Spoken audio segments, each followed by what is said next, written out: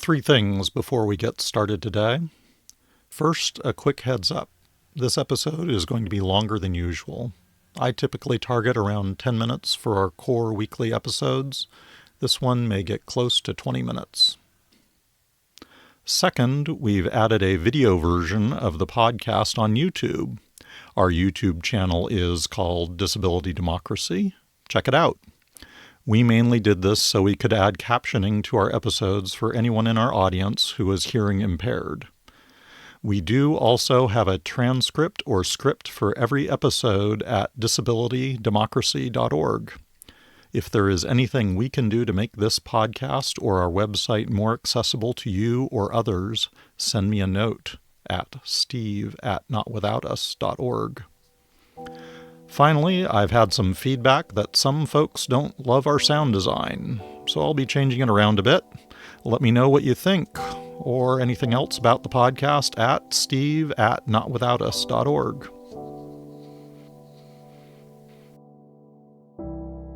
I hurried to finish Judith Heumann's memoir, Being Human, in time for the 30th anniversary of the signing of the Americans with Disabilities Act on July 26, 2020. She subtitled her memoir, An Unrepentant Memoir of a Disabilities Rights Activist. She had to. While we all know the names of the leading civil rights activists, including the late John Lewis, unless you follow disability rights, you wouldn't know who Judith Heumann is, though her story and her role in the history of disability rights is quite similar to his. I'm your host, Stephen Davis, and welcome to the fourth episode of Disability Democracy Radio. This weekly podcast is about practical actions we can take, that you can take, to make a difference in your community. The goal of Disability Democracy Radio is to accelerate the disability community revolution. Find out more at disabilitydemocracy.org. I am not a great reviewer for Judith Heumann's book, Being Human. I came to it with an agenda. I have been trying to understand what the frell happened to disability rights. How did we get where we are? What happened, and perhaps more importantly, what didn't happen. And the book both did and didn't answer my question. I first stumbled upon Judith Heumann in one of my many web searches on some random disability rights topic. It was a TED Talk Judy gave about her life as an activist. She told a compelling story, and she tells it well. Judy Heumann's life experience has followed the disability rights movement here in the U.S., and it is worth reviewing as too many of us don't know disability history at all. Here are some highlights, but you should still check out her video or read the book. Judy had polio as a baby during one of the last major polio outbreaks in the 1940s and has used a wheelchair since. Her parents chose not to institutionalize her. Institutionalization was a standard option for families who had children with disabilities until depressingly recently. Her mother had to fight for her to go to school. Most schools were not accessible, and only a fraction of kids with disabilities were allowed in school at all. Then Judy and her mom had to fight again to actually be educated.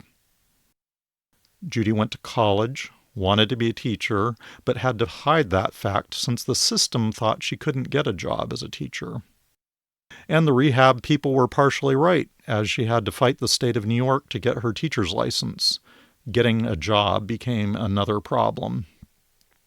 Based on her early activism, she was invited to Berkeley, California, the hub of the emerging disability rights movement in the U.S. She was a leading figure in the protests in San Francisco to get the regulations that implemented Section 504 of the Rehabilitation Act enacted in 1973. This was the first major piece of disability rights legislation passed in the U.S. These protests were probably the first time disability rights hit the national headlines. She later became the Assistant Secretary of Education for Special Education and Rehabilitative Services during the Clinton administration, and she was the special advisor on international disability rights during the Obama administration. And throughout, Judy had leading roles in the alphabet soup of disability rights organizations. Quite a life, quite a story. I loved her TED Talk, but it was not a great book. Just a reminder that full episode transcripts and additional resources are available at disabilitydemocracy.org. We welcome your comments, feedback, and suggestions. Let us know how we can make Disability Democracy Radio more accessible and actionable for you. I read a lot, but I am not a huge fan of memoirs. Most of them seem to be written by people who haven't done much of interest to anyone except them or their therapist. This is not the case with Being Human. Judy Heumann has done significant things and has led an interesting life. So what went wrong with the book? The problem is the book is in a fight with itself.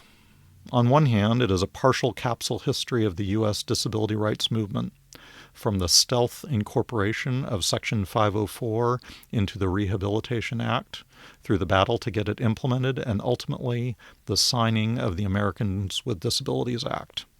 It is a story that is very interesting and not nearly as known as it should be. And it is great to have the perspective of someone who was on the front lines for much of it. On the other hand, it is the personal memoir of a woman who has had an amazing career and lived with a major physical disability. And perhaps the biggest problem is that Judy is too polite. There are hints of fire. Judy rarely talks about her caregivers, which I found interesting in itself. Except she spent a colorful half-page on the failure of an aide she hired when she came to D.C. to be Assistant Secretary of Education. The person failed to show up repeatedly. Clearly, this woman really ticked Judy off. And she talks at some length about sexism within the disability rights movement and really recriminates herself for not challenging the men.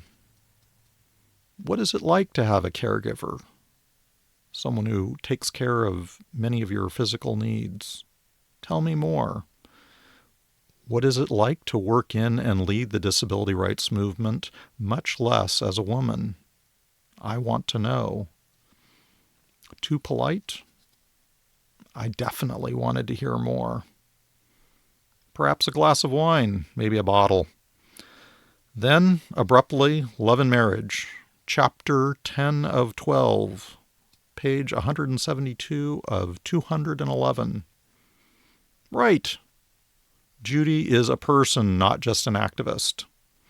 She spends some time talking about her courtship and marriage, which came fairly late in her life, something I understand. On one hand, she is obviously very in love and happy with her husband, George. But we had previously heard little about her personal life after her childhood. Her memoirs were somewhat impersonal. Little discussion of friends, relationships, her life outside of work, at least once she was an adult. Actually, little of what it was like to be a disabled woman. How does that feel? How does it work? How does work work? What is typical? What is different? What is it like to be human? It almost felt like her publisher pushed her to add some personal stuff in during the edit process, so they added a chapter. Speaking of which, the oddest hole in the book was the lack of pictures, especially in a memoir or biography. I always look for that center section of photographs. 10 or 12 pages of mom, dad, school days, social life, husband, children, notable events. Nothing. Cheap publisher? A concern about privacy? I don't know. It kind of hurt. After all her stories, I wanted to see her mom, a petite woman like Judy who fought hard for her to get an education, and her dad who had to carry her onto stage so she could receive an award when she graduated from high school. Heck, George, the guy who she is so obviously in love with and married. Nothing professional or activist related. No pictures of her 504 protest in San Francisco or testifying before Congress. No pictures of her with Clinton or Obama. Finally, we don't get to see much about the inside of the disability rights movement. Again, there are glimmers. The real efforts to include people of all disabilities in the planning meetings going on during the occupation of the San Francisco Office of Health, Education, and Welfare, giving people with cognitive and communication disabilities as much time as they needed to speak. Names are dropped, but little is shared about the challenges to bring people with different disabilities together, or a real exploration of their issues. How did they organize?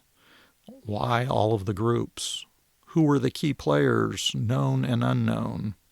What happened to them in the movement? What worked? What didn't? I really wanted to know more about Judy, more about the disability rights movement. Is this unfair? My bottom line on Judith Heumann's book, Being Human, it has real shortcomings, but absolutely read it. We have far too few windows into the U.S. disability rights movement. We know too little about the struggle and the people who struggled and continue to struggle. If I've turned you off of the book, at least check out one of Judy's TED Talks. If you have other books to recommend on disability rights history, let me know so I can share them. I do think her story would make an awesome graphic novel. Finally, did Being Human satisfy my own agenda, finding out what happened to disability rights? One of Judy's early anecdotes as a girl is spending more than an hour on the special education bus going around the city, picking up disabled kids. Even the school was only 15 minutes from her home. This was in the early 1950s. She tells this story both in her TED Talk and her book. It hit me like a brick. When I took my autistic son to his first week of special education in January of 2017, there was a special education bus that showed up, sometimes 15 or 20 minutes before school started. We came around 30 minutes early after dropping my daughter off at her school. We stood outside a separate locked gate with some of the other special ed parents and their kids. While the general education students could go through the main gate and play on the playground until school started, we waited. For our kids, it was mostly okay. They found a way to play at the entrance. Kids always find a way. The parents talked. But not so for the kids on the special education bus. They sat, watching. Some of them may have been on that bus for an hour or more. By the way, one of the special education services that you are pointedly offered is transportation.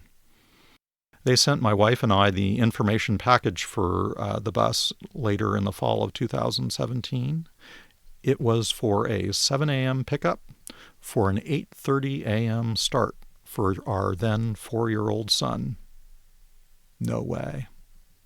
I had seen what that bus was like. There was no way I was going to do that to him. But I also know that I had the luxury and choice of taking him to school every day.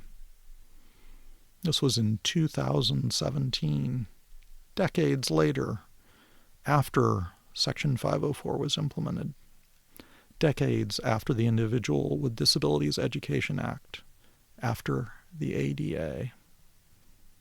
We're still on the short bus, and too many of us are still separate. Parents routinely still fight for real education for their kids with disabilities. Lots of us hire lawyers or advocates. When kids turn into adults, things don't get better. Employment rates are at 15%. We still have sheltered workshops. Still have a sub-minimum wage. You did know that people with disabilities are excluded from our minimum wage laws, didn't you? I sure didn't when this started. deep stigma, housing problems, healthcare. The list goes on and on and on. Virtually all the things Judy talked about, starting with her own experiences in the early 1950s and through her activist career in the 60s and on to today, they're still there. What happened? What hasn't happened? I still don't know. But there are hints in Judy's book. Section 504 was slipped into the Rehabilitation Act, but the bigger fight was in the implementing regulations. The ADA was passed quickly in the Senate, but faced numerous amendments to weaken it in the House. Bureaucratic death by 1,000 cuts. Judy notes that she got her teacher's license through a court case, but also notes that she was lucky. She had one of the first African American women judges in the U.S. who had been active in the civil rights movement. This was and is not always the case, even more so today with an increasingly conservative court system. Judy notes that cost was never part of previous civil rights debates, but disability rights advocates are on the alert whenever the rhetoric of burdensome regulations arises. If you are disabled, burdensome regulations often means you. Few people come out and say they are against disability rights. Instead, the devil comes out in the details, the regulations, the budgets, the schedules, the waivers. America's churches managed to exempt themselves from the ADA. Yep, our churches made damn sure they don't have to make their houses of God accessible to those who have disabilities. Healthcare rationing sounds sensible unless your very life is being rationally rationed away. There is so much deep-seated stigma. There is so much cynical mouthings about inclusion and so little action. The cultural, political, and community pieces of disability rights haven't gelled yet for some reason. Maybe because the early fight wasn't hard enough or long enough to pull the community together. It took more than a century for women and African Americans to get their rights, and their struggle continues. Maybe the stakes weren't extreme enough. The AIDS crisis brought the LGBT community together. Maybe things were so bad before they started, and this was just as far as they could go on that first step. We don't yet have a real mass movement for disability rights. We have thousands, tens of thousands, millions of individual battles separate from each other, fighting alone or huddled in small groups. Was it our own divisions, our own discriminatory hierarchy of disability? I don't know. All I know is that we need to find the answer. This episode of Disability Democracy Radio was sponsored by Not Without Us. Not Without Us is a 501c4 mutual benefit corporation. Our goal is equality for all disabled adults and kids with disabilities. You can learn more about our work at notwithoutus.org. Our strategy is built on democratic action, whether it is providing support for disability organizations and allies through our directory at disabilitydemocracy.org, training aspiring local candidates for office, endorsing candidates, or directly working on issues. We'd like to thank Diane Pappen and Steve Yoda for their contributions to Not Without Us.